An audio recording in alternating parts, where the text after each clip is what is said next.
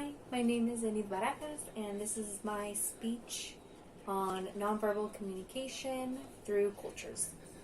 So, what is nonverbal communication? The act of conveying information without the use of words. This could be via facial expressions, gestures, even the tone of your voice.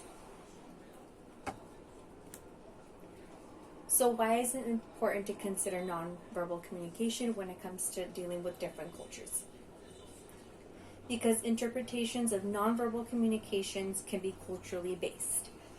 This could lead to misunderstandings and even can be counterproductive to the message or purpose that you're trying to convey. Between cultures, we have high context versus low context. This is a broad brush that is used to describe the cultural differences in society. So as you can see here, I have put up an image from low context to high context. High context means less verbal communication and the use of elements such as the closeness of a relationship and social hierarchies. Low contexts depend much more on verbal communication and are more direct and appreciate sequencing and separation of time and space. Also, these cultures tend to be more task-oriented.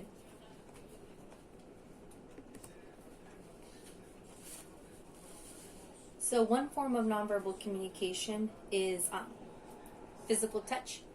And I've used this as an example to show a closer look between low and high context cultures. So some cultures that would be high contact may stand closely when communicating, when speaking to each other, may make physical contact more often than other cultures. Medium contact can stand somewhat closer and may touch occasionally. Low contact stand at a greater distance and generally avoid physical contact. Rules are complex and may depend on age, gender, profession, and even status.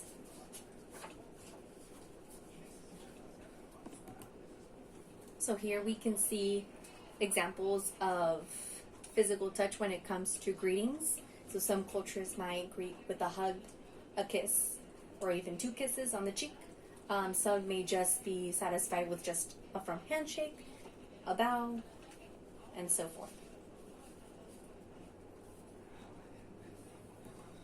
So, going back to the forms of nonverbal communication, here I've set up some examples of cultural differences when it comes to nonverbal communication. The first one is eye contact.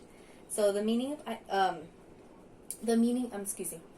of eye contact can differ depending on who makes it and for how long somebody makes it. For example, in Asian culture, avoiding eye contact is a form of respect.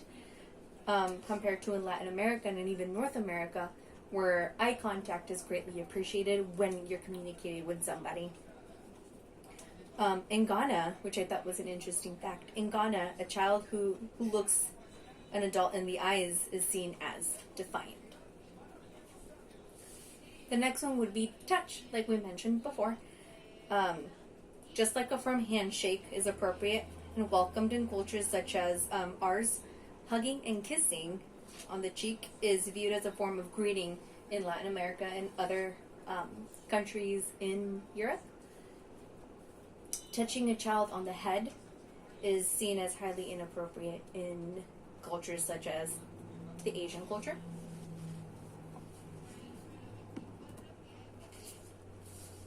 Gestures. Keep in mind that common friendly gestures can be extremely vulgar or offensive in other countries. A perfect example would be like "are okay," not very acceptable in other cultures, and the thumbs up.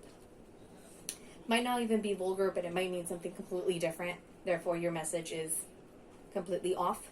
The second one, or the next one, is actual physical space. So going back to the greetings, again, it's not only touch, but how much space you're giving the other person when greeting. So like like I said, greeting is an example, but also it's an expectation of space from others. A fact that I thought was really interesting is one of the resources that I provided at the end refers to countries that may be highly populated or more densely populated, don't see physical space, or the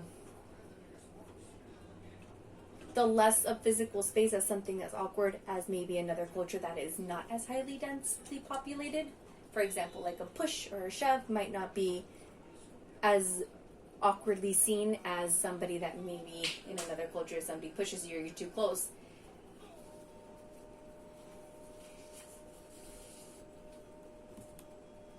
So here are an examples of hand gestures and what they might mean in another culture.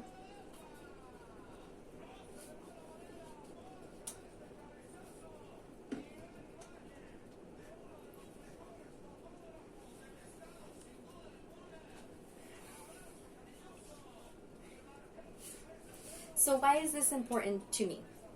So I think I've mentioned before, I work in education. I deal with children on a daily basis, and I deal with family on a daily basis. I'm here to serve them the best that I can in education and other resources. So why is it important for me to know about nonverbal communication when dealing with other cultures? Here in San Diego, we live in a melting pot of cultures. So how I communicate with parents is greatly valuable. So am I making them feel uncomfortable? Am I validating their points, or do they feel validated? And most importantly, do they feel respected? Because again, the most important thing is the message that you're trying to convey, and you don't want to send the wrong message. And here is my works cited page. Thank you for listening to my speech.